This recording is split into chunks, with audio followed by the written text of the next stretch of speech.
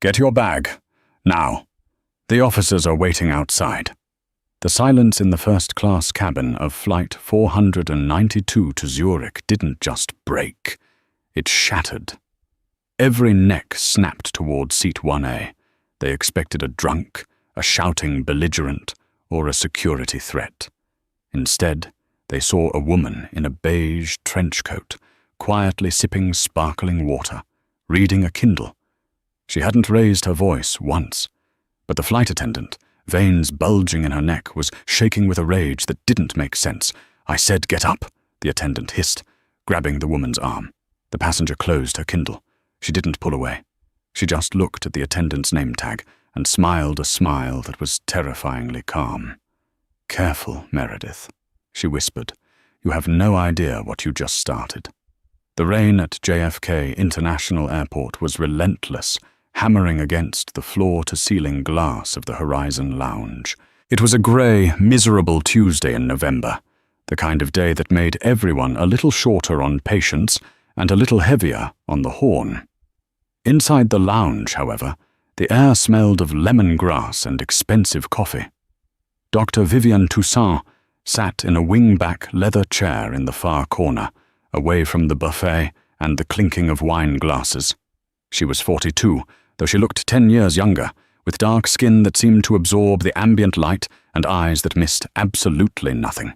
She wore a simple, oversized cream cashmere sweater, black leggings, and sneakers.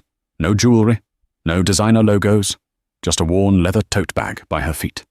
To the casual observer, she looked like a student traveling on standby, or perhaps a tired nanny waiting for her employers.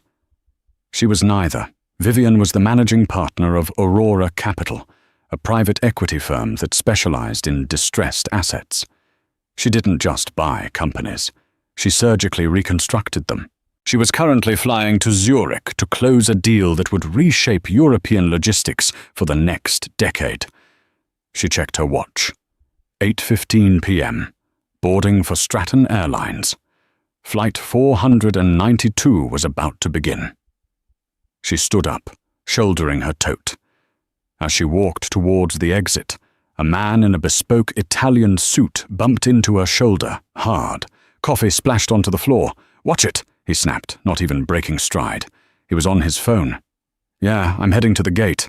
It's a zoo in here." Vivian said nothing. She merely sidestepped the puddle and continued walking. She was used to being invisible. In fact, she preferred it. In her line of work, anonymity was a weapon. If people didn't know you were in the room, they said things they shouldn't. At Gate B-22, the atmosphere was tense. The flight was already delayed by 30 minutes due to the weather, and the gate agents looked harried. "Group 1, First Class and Diamond Medallion members, you are welcome to board," the agent announced. Vivian approached the priority lane. She held her phone out, the QR code bright on the screen. Standing at the podium was the gate agent, a young man who looked exhausted, and standing just behind the jet bridge door was the purser, the head flight attendant. Her name tag read Meredith. Meredith was tall, blonde, and wore the Stratton Airlines uniform like armor. Her lipstick was a shade too red, her smile a fraction too tight. She was scanning the passengers with the critical eye of a nightclub bouncer. When Vivian reached the scanner, she tapped her phone. Beep, a green light. Vivian moved to walk forward, but Meredith stepped into her path. It wasn't a casual movement. It was a block. "Hold on," Meredith said. Her voice was sugary, but the undercurrent was pure vinegar. "Can I check that boarding pass again, hun?" Vivian paused. She held up the phone. Is there a problem?" Meredith didn't look at the phone. She looked at Vivian's sneakers. She looked at the lack of a wedding ring. She looked at the worn leather bag. Group 1 is for first class only. Economy boarding starts in 20 minutes. You need to step aside and wait for your group. "I am in first class," Vivian said, her voice low and even. "Seat 1A?" Meredith let out a short, sharp laugh. It was a sound meant to humiliate. "Seat 1A? Honey, Seat 1A is a full-fare international first-class suite. That ticket costs $12,000. She leaned in, dropping the volume, but increasing the intensity. "We have a lot of upgrades clearing today. The system makes mistakes. Why don't you stand over there?" She pointed to a roped-off area where families with crying babies were waiting, "and let the actual first-class passengers board. I'll fix your economy assignment when the rush is over." The line behind Vivian was growing. The man in the Italian suit, the one who had bumped her in the lounge, was now right behind her. "What's the hold-up?" he groaned. "Come on, let's go." "Just a moment, sir." Meredith beamed at him, her demeanor changing instantly to obsequious charm. "Just sorting out a ticketing error with this passenger." She turned back to Vivian, her smile vanishing. "Move, now." Vivian didn't move. She tapped her phone screen, refreshing the app. "It is not an error. Scan it again." "I don't need to scan it to know you don't belong in 1A, Meredith snapped. She snatched the phone from Vivian's hand, a violation of protocol so flagrant that the gate agent's eyes widened. Meredith looked at the screen. Vivian Toussaint, 1A Zurich. The name meant nothing to her. The status on the ticket, however, was invitation only. Meredith stared at it. Invitation-only status was rare. Usually it was for celebrities or politicians. She looked at Vivian again. No entourage. No expensive luggage. "It's a system glitch," Meredith declared, handing the phone back with a dismissive flick of her wrist. "Or a fraudulent ticket. We've had a lot of hackers lately. Step aside or I'm calling security." Vivian took her phone back. She looked Meredith dead in the eye. For a second, the air between them crackled. This was the moment Vivian usually walked away. This was the moment she usually called her assistant to handle it. But today she was tired. Today she had just buried her aunt in New Orleans. Today she didn't feel like being invisible. "Scan it," Vivian said. "Excuse me?" "Scan the code. If it's fake, the machine will reject it. If it's real, you are blocking a paying passenger from boarding." The man behind her sighed loud enough to be heard in New Jersey. "Lady, just move!" Meredith's face flushed pink. She grabbed the scanner from the gate agent and aggressively aimed it at Vivian's phone. Beep beep, green. The machine didn't just accept it. It flashed a special prompt. VIP, greet by name. Meredith stared at the screen. She couldn't claim it was fake now. But admitting defeat? That wasn't in Meredith's nature. She was the queen of the cabin, and she had just been challenged in front of a line of wealthy men. "Fine," Meredith said, lips pursed so tight they turned white. "Go, but I'll be checking your ID on the plane. If there is any discrepancy, you're off." Vivian took her phone and walked onto the jet bridge. She didn't look back. If she had, she would have seen the look of pure, vindictive malice on Meredith's face. The flight hadn't even started, and the war had already begun. The first-class cabin on the Stratton Boeing 777 was a sanctuary of beige leather and walnut wood.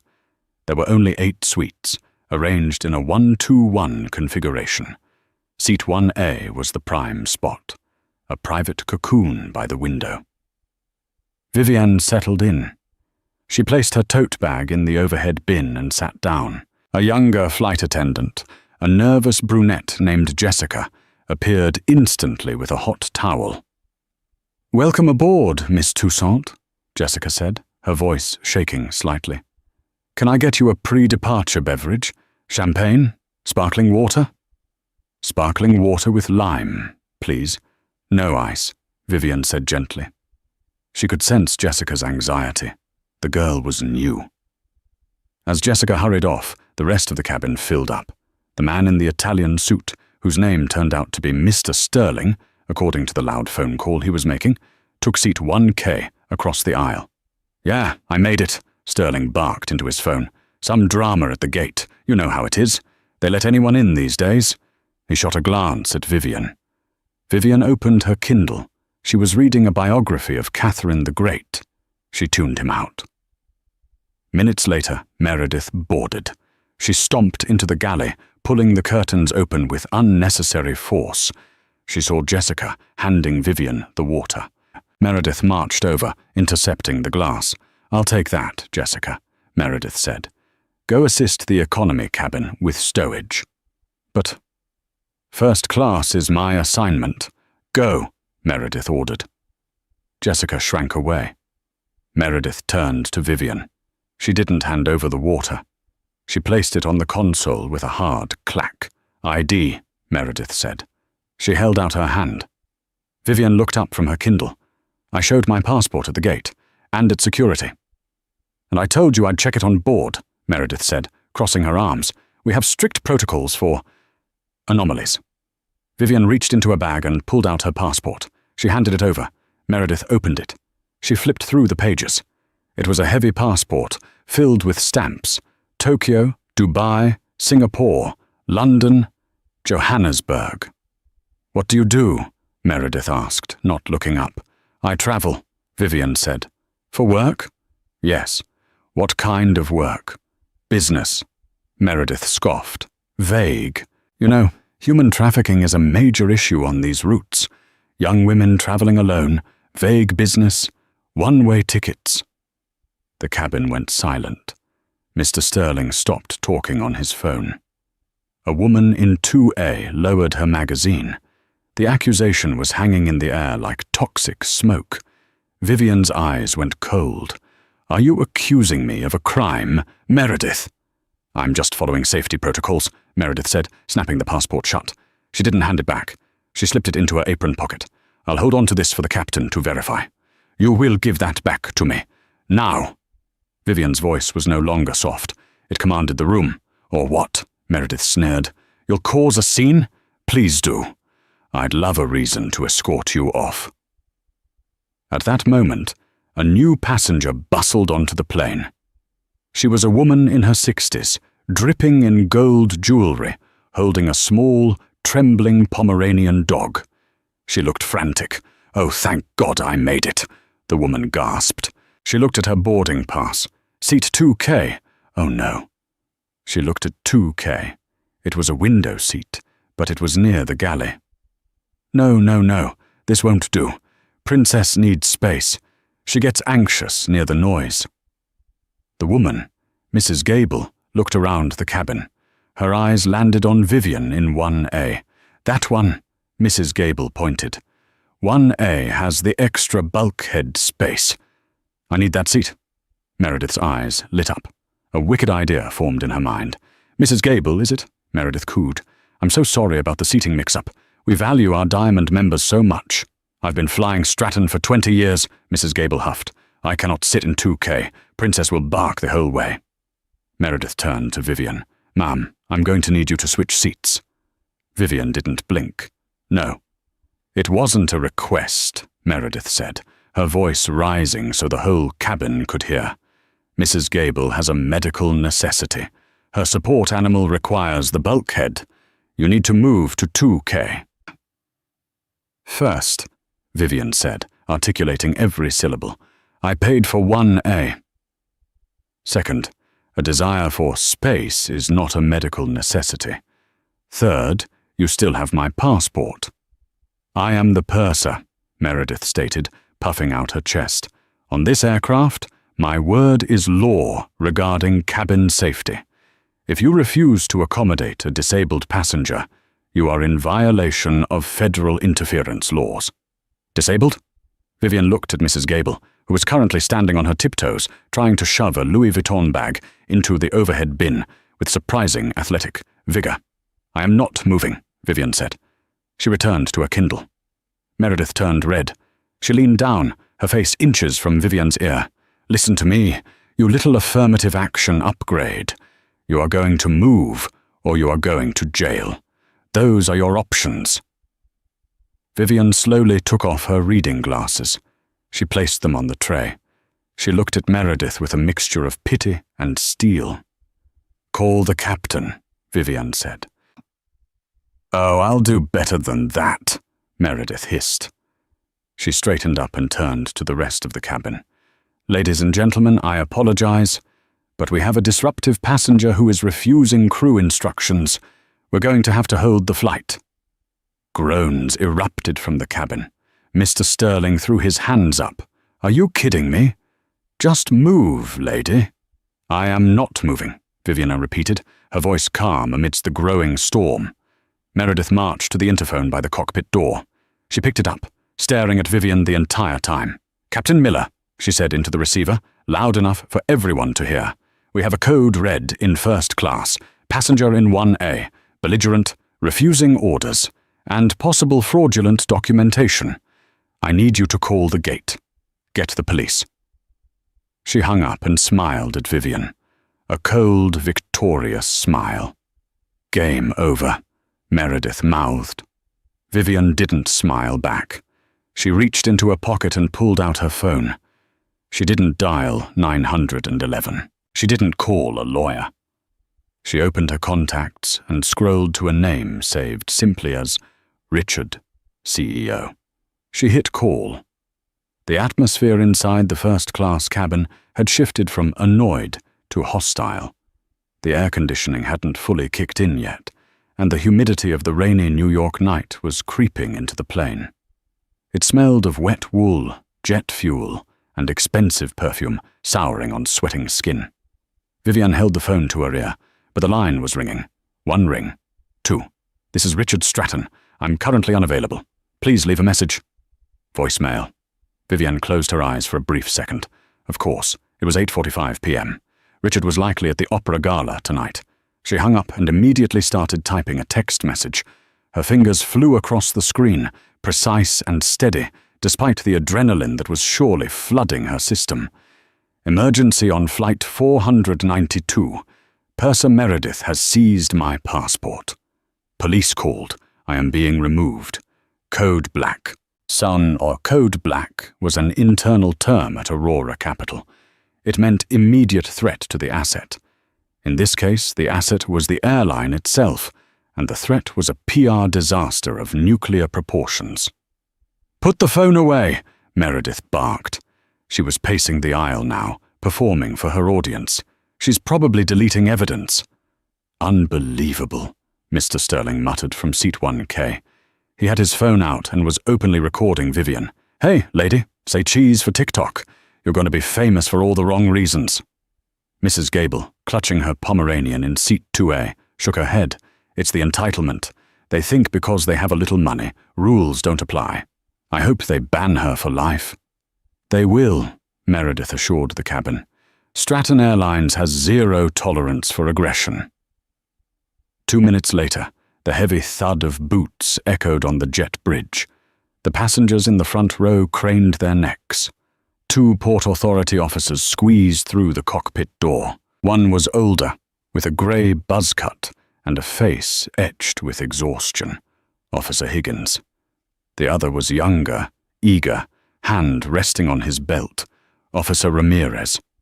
"Who called it in?" Officer Higgins asked, his voice booming in the small space. "I did," Meredith said, stepping forward. She adopted a pose of victimhood, shoulders slumped, hands clasped. "This passenger in 1A. She refused a direct order to change seats for a disabled passenger. Then when I asked for ID, she became aggressive. She threatened me." Higgins looked at Vivian. Vivian was sitting perfectly still, hands on her lap. She looked about as aggressive as a librarian. "That true, ma'am?" Higgins asked. "No," Vivian said calmly. "It is a fabrication. I have a valid ticket for this seat. This flight attendant, Meredith, confiscated my passport and has refused to return it. She is trying to force me out of the seat I paid for to accommodate her friend." "Liar!" Mrs. Gable shrieked from row 2. "I don't know that woman. I just need the bulkhead." Meredith shook her head sadly. "See, officers, she's delusional, and she's holding up the flight. We're already 40 minutes late. The captain wants her off." That was the magic phrase. The captain wants her off. Once the pilot in command, PIC, makes that call, the police don't investigate. They enforce. It's maritime law in the sky. Higgins sighed. He walked over to seat 1A. "Ma'am, I need you to grab your things and come with us." "Officer," Vivian said, looking him in the eye, "I'm asking you to verify my identity before you do this. If you remove me from this plane, you are participating in an illegal action. We can sort it out on the jet bridge," Higgins said, his patience thinning. Right now, you are trespassing. The airline has revoked your ticket. Get your bag, now. The officers are waiting, Meredith chimed in, the glee evident in her voice. This was the moment from the opening hook, the moment of total humiliation. Vivian looked at the two officers. Then she looked at Meredith. She saw the smirk. She saw Mr. Sterling recording her, grinning like a hyena. She saw the injustice of it, the sheer, crushing weight of assumption. She stood up. She reached up and pulled her battered leather tote from the bin. She put on her trench coat.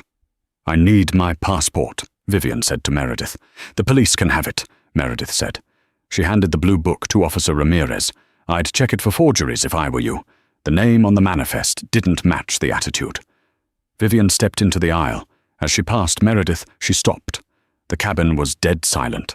"You have made a mistake, Meredith," Vivian said. Her voice wasn't loud, but it carried to the back of the cabin. "A mistake you cannot undo. Remember this moment." "Get off my plane," Meredith spat. Vivian walked out. As she crossed the threshold onto the jet bridge, the sound of applause erupted from the first-class cabin. Mr. Sterling started a slow clap, and Mrs. Gable joined in. "Good riddance," someone shouted. The heavy door of the aircraft slammed shut behind her. The sound was final. The jet bridge was cold. The transition from the warm cabin to the chilly, industrial tunnel was jarring. "Let's go," Officer Ramirez said, nudging Vivian's arm. "We need to take a statement at the gate podium." They walked up the incline. The gate area was chaos. The economy passengers were still waiting to board, and they stared as Vivian was escorted out by two cops, flanked by the gate agent, who looked like he wanted to vomit. "Is that her? Did she have a bomb?" a teenager whispered loud enough to be heard. "Probably drunk," another muttered. They deposited Vivian at the counter. Officer Higgins leaned against the podium. "All right, let's see the ID." He opened her passport. He frowned.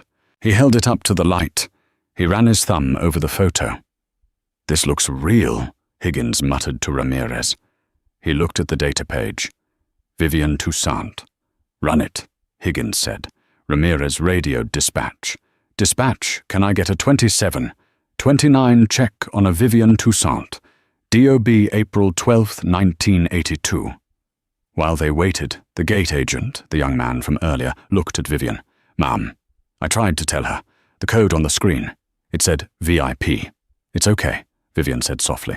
"You did your job. Meredith did not." "Dispatch to Ramirez." The radio crackled. "Go ahead. Subject is clean. No warrants. No priors. Wait." There was a pause. "Subject is flagged in the DHS database. Level 4 clearance."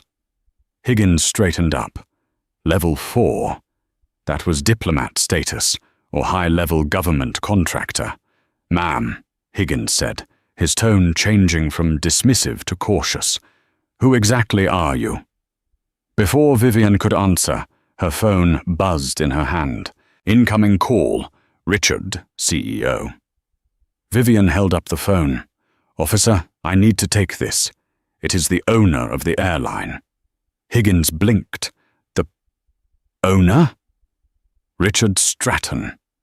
Vivian swiped right. She put it on speaker. "Vivian?" Richard's voice was breathless. He sounded like he had run out of a room. "I just got your text.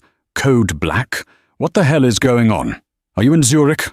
"No, Richard," Vivian said, staring at the closed door of the jet bridge. "I am standing at gate B22 at JFK. I have been removed from the flight by the police." "What?" The scream was so loud the gate agent flinched. "Removed? Why?" "Your purser, a woman named Meredith, decided I didn't look like I belonged in seat 1A. She accused me of being a trafficker, seized my passport, and had me arrested for refusing to give up my seat to a friend of hers." There was a silence on the line, a cold, terrifying silence. "Is the plane still at the gate?" Richard asked. His voice was deadly calm now. "Yes, they are just finishing boarding." "Put the police officer on." Vivian handed the phone to Higgins. Higgins looked terrified. He took the device. "This is Officer Higgins. Port Authority. Officer Higgins, Richard said. This is Richard Stratton, CEO of Stratton Airlines. You are currently detaining the woman who signed the check for your precinct's new equipment last year. More importantly, you are detaining the woman who, as of 9 a.m. tomorrow morning, will own 51% of this airline. Higgins' face went pale. He looked at Vivian, the woman in the sneakers, the woman with the old bag, the woman who funded the airline. Yes, sir, Higgins squeaked. I want you to stop that plane, Richard ordered. Do not let it push back. I am calling the operations center now to ground it. If that plane moves 1 inch, I will personally see to it that everyone involved is fired. Is the purser still on board? Yes, sir. Good. Keep her there. I'm sending the station manager down. And I'm sending legal. Vivian? Higgins handed the phone back. I'm here, Richard, Vivian said. I am so sorry, Richard said. I am so sorry. Are you okay? I'm fine, Vivian said. She looked at the gate agent. She looked at the closed door to the plane. But Richard, I don't want an apology. I want a board meeting. You'll get it, Richard said. Right now, on the plane. On the plane? The station manager, David Thorne, is in the terminal. He's coming to you. You are going back on that plane, Vivian, and you are going to fire that woman. Vivian considered this. She didn't like spectacles. She preferred boardrooms, but she remembered the way Meredith had looked at her. She remembered the accusation of trafficking, a dangerous, racist stereotype that could have ruined her life if she didn't have resources. She remembered the way the other passengers cheered. This wasn't just about her. It was about every person who didn't look the part and got crushed for it. Okay, Vivian said. I'm going back on. At that moment, the gate phone rang. The gate agent picked it up. His eyes went wide. Yes, control. Yes. Stop pushback. Roger. Ground stop on flight 492. Yes, sir. He hung up. He looked at the passengers still waiting in line, then at Vivian. They stopped the flight, the agent whispered. The tower just denied pushback clearance. Inside the plane, Meredith was in the galley, popping a bottle of champagne for Mrs. Gable. Here we are, Meredith beamed, pouring the bubbly. See, much more room for Princess. Mrs. Gable stroked her dog. You are a saint, Meredith. A saint. I'm going to write a letter to corporate about you. Oh, please do, Meredith laughed. We love positive feedback. The plane jolted, but it didn't move backward. The engines spooled down. Ladies and gentlemen, the captain's voice came over the intercom. He sounded confused. Folks, this is the flight deck. We've just been ordered by the tower to hold our position. We have a company hold. Please remain seated. Meredith frowned. Company hold? Suddenly the main cabin door, the one she had just slammed shut, began to open. The mechanical whine filled the silence. Meredith turned around. What? Who opened that? We're armed. The door swung open. Standing there wasn't a mechanic. It wasn't a late passenger. It was David Thorne, the station manager for JFK, the highest-ranking Stratton official in New York. He was a man Meredith had only seen in training videos. He looked furious. Behind him were the 2 police officers, and behind them, walking calmly back into the arena, was Vivian Toussaint. Meredith dropped the champagne glass. It shattered on the floor, splashing expensive vintage fizz onto her shoes. What is going on? Meredith stammered. I told you she's off the flight. David Thorne stepped onto the plane. He didn't look at Meredith. He turned to the cabin. Ladies and gentlemen, David announced, his voice projecting without a microphone. My name is David Thorne, station manager for Stratton Airlines. I apologize for the delay. He turned to Vivian and gestured for her to enter. Miss Toussaint, David said, bowing his head slightly. Please step aboard. Vivian walked in. She didn't look at the floor. She looked at Meredith. Meredith looked at David. David, sir, this passenger was removed for safety reasons. She's a security threat. The only security threat on this plane, David said, his voice slicing through the air like a guillotine, is you, Meredith. Mr. Sterling stood up in seat 1K. "Hey, what is she doing back here? We voted her off." David Thorne turned to Sterling. "Sir, sit down. If you say one more word, you will be deplaned." Sterling sat down, mouth open. David turned back to Meredith. He pulled a tablet from under his arm. "Meredith Vance," David said formally. "I have just finished a call with Richard Stratton." Meredith went pale. The CEO?" "Yes. He informed me that you removed a passenger from seat 1A. She was disruptive. She had a fake ticket." "The passenger in seat 1A," David continued, ignoring her, "is Dr. Vivian Toussaint. She is the managing partner of Aurora Capital." Meredith blinked. The name meant nothing to her. "Aurora Capital," David said, "is the private equity firm that finalized the acquisition of Stratton Airlines yesterday afternoon." A gasp went through the cabin. Mrs. Gable covered her mouth. "That means," David said, stepping aside so Vivian stood front and center, "that this woman is not just a passenger. As of tomorrow morning, she is your boss."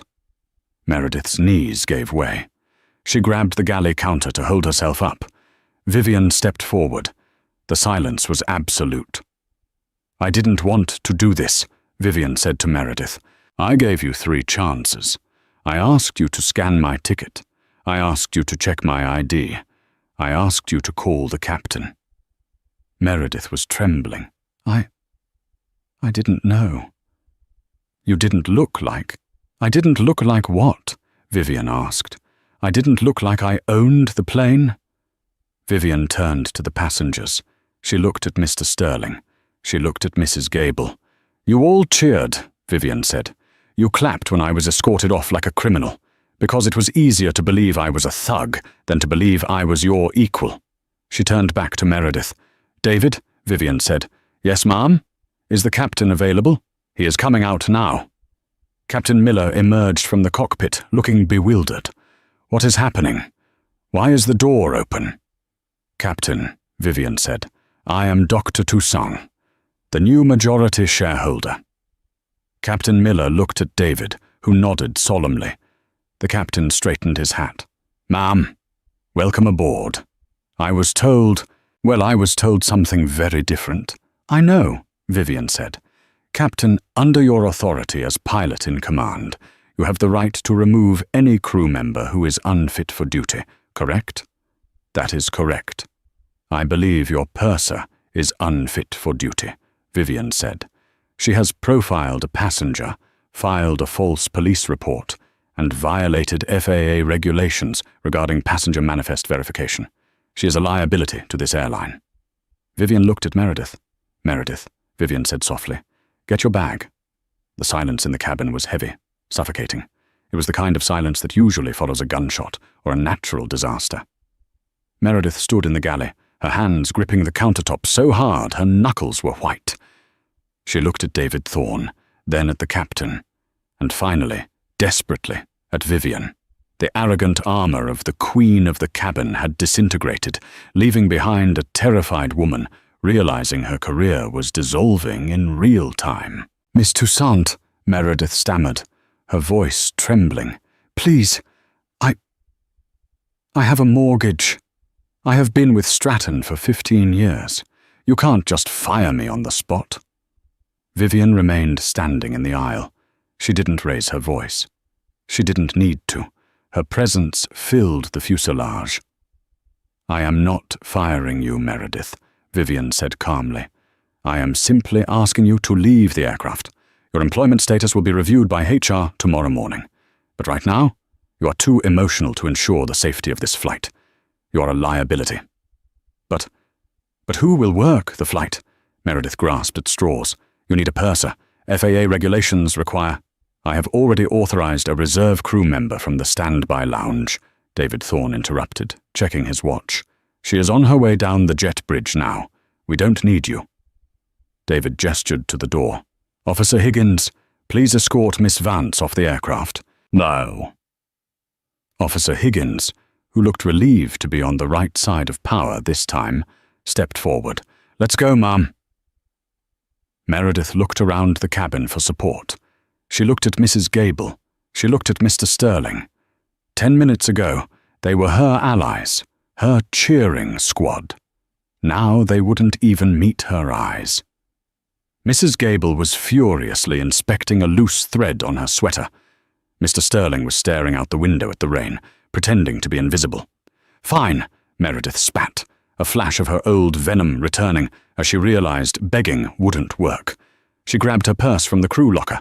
She marched towards the door, her heels clicking loudly. As she passed Vivian, she paused. "You think you're special because you have money," Meredith hissed, low enough that only Vivian could hear. "But you're still just careful." Vivian cut her off, her voice like liquid nitrogen. "You are currently facing termination. Don't upgrade it to a lawsuit." Meredith's mouth snapped shut. She stormed out of the plane, followed by Officer Higgins. The door didn't close this time. It stayed open, waiting for the replacement. Vivian turned back to the cabin. She looked at seat 1A, her seat. Mrs. Gable was still sitting there, clutching her Pomeranian, Princess. The dog gave a small yip in the silence. Mrs. Gable looked like a deer caught in the headlights of a semi-truck. Vivian walked slowly toward her. She stopped at the edge of the suite. "Mrs. Gable," Vivian said. Mrs. Gable jumped. I didn't know. She told me to sit here. Meredith told me." "I know," Vivian said.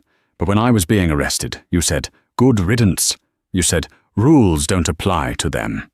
You cheered." Mrs. Gable's face flushed a deep, blotchy red. I was just stressed.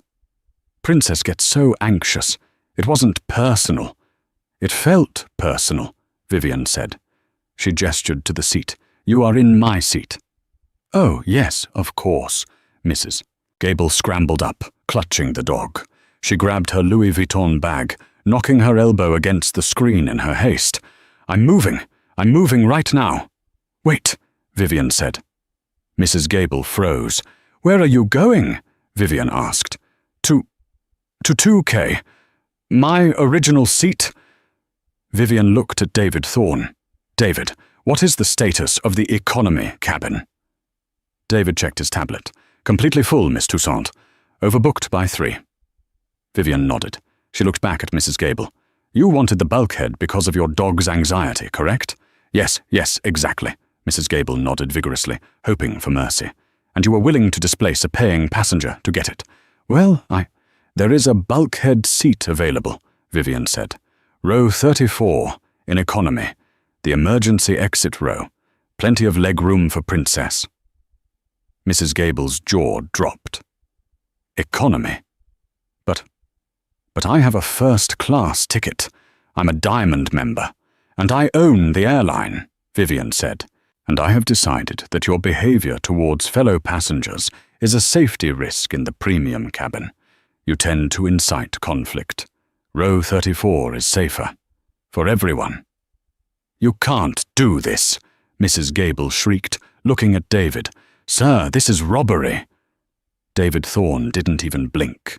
"Actually, ma'am, under the contract of carriage, Section 8, Clause C, the airline reserves the right to reassign seats for operational harmony. Miss Toussaint is correct. Row 34 is available, or you can deplane and take a refund." Mrs. Gable looked at the door. It was raining. It was late. There were no other flights to Zurich tonight. She looked at Vivienne, hate and humiliation warring in her eyes. "Fine," Mrs. Gable whispered. She grabbed her bags and began the long, humiliating walk down the aisle, past the first-class pods, through the galley curtains, and into the crowded economy section. As she passed, the first-class passengers, who had watched her cheer for Vivian earlier, avoided her gaze. Vivian sat down in 1A. She placed her tote bag in the bin. She sat in the leather chair, which was still warm from Mrs. Gable. She looked across the aisle. Mr. Sterling in 1K was sweating. He was tapping frantically on his phone. Vivian leaned across the aisle. "Mr. Sterling, isn't it?" He jumped. Yes, hi. Look, about earlier. You were recording," Vivian noted. I deleted it," Sterling said quickly, holding up his phone. "Gone. Deleted from the recently deleted folder, too. Totally gone." "That was wise," Vivian said.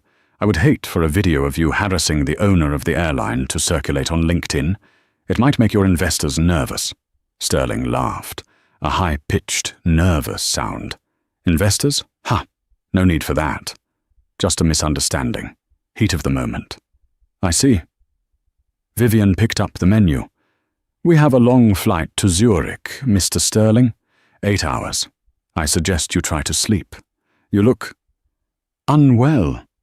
She pressed the call button. Jessica, the young brunette flight attendant who had tried to help earlier, appeared instantly. She looked terrified, but hopeful. "Miss Toussaint?" Jessica asked. Can I get you anything?" Vivian smiled, a genuine, warm smile. "Hello, Jessica. I'm sorry you had to see all that. You did a good job trying to de-escalate Meredith earlier. I noticed." Jessica exhaled, her shoulders dropping 3 inches. "Thank you, Mum. I was so scared." "You are the lead flight attendant now," Vivian said. "The replacement coming on board will report to you. Run the cabin as you see fit. And Jessica?" "Yes, Ma'am." "Bring me that sparkling water with lime. And bring Mr. Sterling a double scotch. He looks like he needs to calm his nerves." Jessica nodded and hurried off. Vivian settled back into her seat. The new crew member arrived, a breathless woman named Sarah, and the door finally, officially closed. The engines roared to life. The plane pushed back. As they taxied to the runway, Vivian watched the rain streak against the window. She had won the battle. But as she glanced at Mr. Sterling, who was practically chugging his scotch, she knew the war wasn't quite over. She had a meeting in Zurich, and she had a suspicion that Mr. Sterling wasn't just a random passenger. She pulled out her phone and connected to the in-flight Wi-Fi. She opened the Aurora Capital database. She typed in Sterling. The search results began to load as the plane lifted off into the dark sky. Once the seatbelt sign chimed off, the cabin settled into a tense, quiet rhythm. The air was thin, recycled, and thick with unspoken anxiety. Vivian didn't sleep. She had her laptop open. The glow of the screen illuminated her face in the darkened cabin. She was reading a dossier. Name, Marcus Sterling. Position, CEO, Cobalt Logistics Solutions. Purpose of travel, final pitch meeting with Swiss Trans, Zurich. Vivian's eyebrows lifted. Swiss Trans. The deal she was flying to Zurich to close wasn't just a deal. Aurora Capital was acquiring Swiss Trans to merge it with a larger European distribution network. The meeting was tomorrow at 10 a.m. If Marcus Sterling was flying to Zurich to pitch to Swiss Trans, he was essentially flying to pitch to her. He just didn't know the acquisition had been finalized yet. It wasn't public news. Vivian looked across the aisle. Sterling had his laptop open too. He was aggressively editing a PowerPoint presentation. The title slide read, Cobalt and Swiss Trans, a synergistic future. He was drinking his 3rd scotch. He looked stressed. Every few minutes, he would glance at Vivian, then quickly look away when he saw her watching. Vivian decided to test the waters. She stood up and walked to the lavatory. On her way back, she stopped by Sterling's seat. "Work?" she asked pleasantly. Sterling slammed his laptop shut. Yeah. Big meeting. Huge opportunity." "In Zurich?" "Yes. A logistics merger. It's going to be a game changer." He regained a bit of his swagger, the alcohol giving him false courage. "We're poised to take over the Central European trucking routes. I'm meeting with the board of Swiss Trans tomorrow." "Swiss Trans," Vivian repeated thoughtfully. "Solid company. Their Q3 earnings were down, though. Labor disputes in Lyon." Sterling blinked. How do you know that?" "I read," Vivian said. "So you're the CEO?" "Founder and CEO," Sterling said, puffing his chest out. "Self-made. Impressive," Vivian said. "It takes a certain kind of character to lead a company. You have to make split-second decisions, judge situations accurately, treat people with respect." Sterling's smile faltered. "Tell me, Mr. Sterling," Vivian continued, leaning casually against his sweet wall, "if a potential business partner saw how you behaved on this plane today, cheering for a woman's arrest without knowing the facts, recording her humiliation for social media clout. Would they trust you with their logistics network? Sterling flushed. Look, I apologized. It was a misunderstanding. I thought you were... Well, Meredith said. You thought I was a criminal because Meredith said so, Vivian corrected. You didn't verify. You jumped on the bandwagon. That's dangerous in business, Marcus. Following the loudest voice in the room often leads to bankruptcy. It's just a flight, Sterling muttered, looking down. It has nothing to do with my business. Everything is business, Vivian whispered. Character is the only currency that matters. She walked back to her seat. Sterling stared at the back of her head. He looked unsettled, but he clearly didn't realize the full extent of his problem yet. He thought he was just being scolded by a rich woman. He didn't know she held his fate in her hands. 3 hours into the flight, the cabin was dark. Most passengers were asleep. Vivian was sipping tea, reviewing the due diligence files for Swiss Trans. She found the vendor list. Cobalt Logistics was currently a Tier 2 supplier for Swiss Trans. Sterling was flying there to try and upgrade to a Tier 1 exclusive partner, a contract worth approximately $40 million over 5 years. If he got it, his company stock would triple. If he failed, Cobalt Logistics, which was highly leveraged with debt, would likely collapse within 6 months. Vivian highlighted the file. She forwarded it to her legal team in Zurich with a note.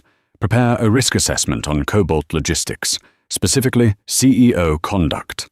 I want a full review before the 10 a.m. meeting. She hit send. Just then, Jessica walked by with a water bottle. Everything okay, Miss Toussaint? Perfect, Jessica, Vivian said. How is the rest of the flight? Quiet, Jessica whispered. Mrs. Gable is... well, she's unhappy in row 34. She asked for a blanket, and I gave her 2, but she's demanding a refund. She can file a claim, Vivian said. What about the crew? How are you feeling? Better, Jessica admitted. It's different without Meredith. Lighter. We were all walking on eggshells around her for years. She had a list, you know? If you annoyed her, you got the worst shifts. Bullies always have a list, Vivian said. But the thing about bullies, Jessica, is that they eventually run into someone they can't push. You, Jessica smiled. Me, Vivian agreed. The rest of the flight was uneventful in terms of turbulence, but the psychological pressure in rows 1 and 2 was immense. Sterling couldn't sleep. He kept fidgeting, getting up, checking his phone, which had no signal, and looking at Vivian. He was trying to calculate the damage. He knew she was rich. She owned the airline, but he comforted himself with the thought that airlines and logistics were different worlds. She was probably just an heiress or a passive investor. She wouldn't be at the Swiss Trans meeting. She couldn't touch him there. The sun began to rise over the Alps, painting the cabin in hues of soft pink and orange. Cabin crew, prepare for landing, the captain announced. As the plane descended into Zurich, the clouds broke, revealing the orderly grey sprawl of the city. The wheels touched down with a smooth thud. Ladies and gentlemen, welcome to Zurich, Jessica announced, her voice bright and confident. On behalf of Stratton Airlines and our new ownership, we thank you for flying with us. The plane taxied to the gate. The seatbelt sign pinged off. Sterling jumped up, grabbing his bag. He wanted to get off this plane. He wanted to get away from Vivian Toussaint. He rushed to the door, but the door wasn't opening yet. 2 Swiss police officers, Polizei, were waiting on the jet bridge. They were visible through the porthole. Sterling froze. Why are the police here? Vivian stood up slowly. She put on her trench coat. She picked up her tote. They aren't for you, Marcus, Vivian said, noting his panic. Relax. The door opened. The Swiss officers stepped aboard and nodded to Vivian. Dr. Toussaint? The lead officer asked in crisp English. Yes. We were notified by New York. We are here to escort you through customs to your vehicle. VIP protocol, Vivian nodded. Thank you, she turned to Sterling. After you, Mr. Sterling. You have a big meeting to get to. Don't want to be late. Sterling let out a breath he had been holding for 8 hours. Right. Thanks. He pushed past her, eager to escape. He practically ran up the jet bridge. Vivian followed at a leisurely pace, flanked by the police. She watched Sterling run toward immigration. Run, Marcus, she murmured. She took out her phone. She had a message from her assistant in Zurich. The board of Swiss Trans is assembled. They are expecting you at 10 a.m. Mr. Sterling's presentation is scheduled for 10:30 a.m. Vivian typed back, "Don't cancel him. Let him present. I want to see it." She walked through the terminal, her sneakers silent on the polished floor. The hard karma hadn't hit yet, but it was winding up for a knockout punch. The conference room at Swiss Trans headquarters was a masterpiece of glass and steel overlooking Lake Zurich. Marcus Sterling stood at the head of the mahogany table, clicking his remote. He was in his element. And that, Sterling said, flashing a charming smile at the 12 board members, is why Cobalt Logistics is the only partner with the resilience you need. We value integrity above all else. The room remained silent. The Swiss directors didn't smile back. "Thank you, Mr. Sterling," the chairman said.